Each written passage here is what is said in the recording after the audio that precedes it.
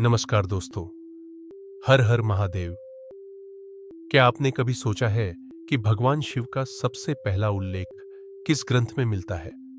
क्या शिव केवल पुराणों के देवता हैं या उनका वर्णन वेदों में भी मिलता है? और क्या सचमुच भगवान शिव का अस्तित्व सृष्टि के प्रारंभ से माना गया है?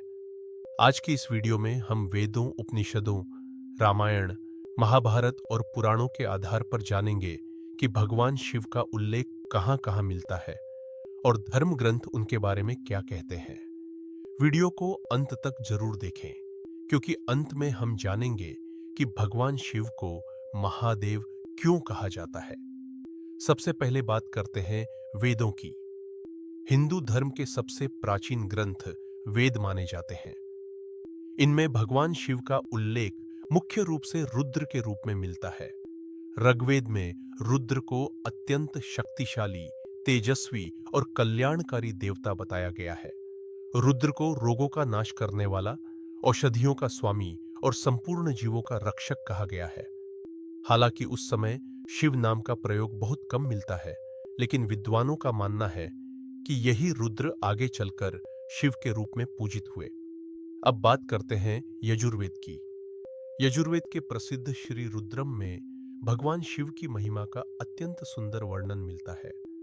यहाँ एक प्रसिद्ध मंत्र आता है, नमः शिवाय च शिवतराय च, अर्थात उस कल्याणकारी शिव को बार बार नमस्कार। यहीं से नमः शिवाय मंत्र की महिमा और भी अधिक प्रसिद्ध हुई। अब चलते हैं उपनिषदों की ओर। श्वेताश्वतर उपनिषद में भगवान रुद्र को संपूर्ण ब्रह्मांड का परम कारण बताया गया है। यहाँ कहा गया है कि एको ही रुद्रो न द्वितीयाय तस्थु, अर्थात केवल वही रुद्र हैं, उनके समान दूसरा कोई नहीं। यह शिव केवल देवता नहीं, बल्कि स्वयं परम ब्रह्म के रूप में वर्णित है। अब बात करते हैं रामायण की। रामायण में भी भगवान शिव का विशेष महत्व दिखाई देता है।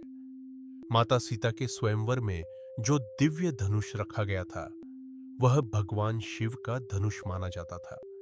इसके अलावा लंका विजय से पहले भगवान राम ने शिव की पूजा की और रामेश्वरम में शिवलिंग स्थापित किया।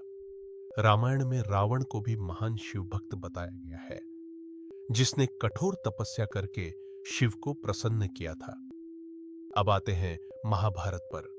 महाभारत में भगवान शिव की महिमा अनेक स्थानों पर वर्णित है। एक प्रसिद्ध कथा के अनुसार अर्जुन ने कठोर तपस्या की। उनकी परीक्षा लेने के लिए भगवान शिव किरात अर्थात शिकारी का रूप धारण करके आए। जब अर्जुन परीक्षा में सफल हुए, तब भगवान शिव ने उन्हें दिव्य पाशुपतास्त्र प्रदान किया। यह अस्त्र देवताओं के सबसे शक्तिशाली अस्त्रों में से एक माना जाता है। अब बात करते हैं शिव पुराण की। यदि कोई व्यक्ति भगवान शिव के जीवन, लीलाओं और महिमा को विस्तार से जानना चाहता है, तो शिव पुराण सबसे महत्वपूर्ण ग्रंथ माना जाता है। इसमें शिव और माता पार्वती के विवाह, भगवान गणेश और कार्तिकेय की कथाएं, 12 ज्योतिर्लिंगों का महत्व और शिव भक्ति की महिमा का वर्णन मिलता है। इसके अलावा लिंग पुराण में शिवलिंग की उत्पत्ति का रहस्य बताया गया है। एक बार ब्रह्मा और विष्णु के बीच श्रेष्ठता को लेकर विवाद हुआ। तभी एक अनंत प्रकाश स्तंभ प्रकट हुआ। न उसका आदि दिखाई दिया और न अंत।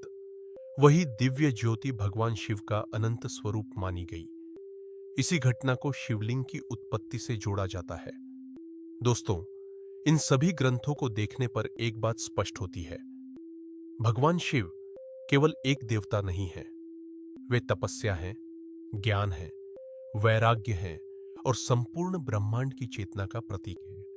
यही कारण है कि उन्हें महादेव, देवों के देव, महाकाल और आदियोगी कहा जाता है। तो अब प्रश्न का उत्तर क्या है? यदि पूछा जाए कि भगवान शिव का सबसे प्राचीन उल्लेख कहां मिलता है, तो उत्तर है ऋग्वेद में रुद्र के रूप में।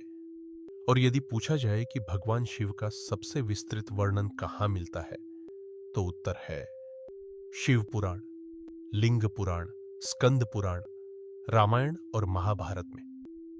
अगर आपको यह जानकारी पसंद आई हो तो वीडियो को लाइक करें, चैनल को सब्सक्राइब करें और कमेंट में जरूर लिखें। हर हर महादेव। मिलते हैं अगली वीडियो में। AUM नमः शिवाय।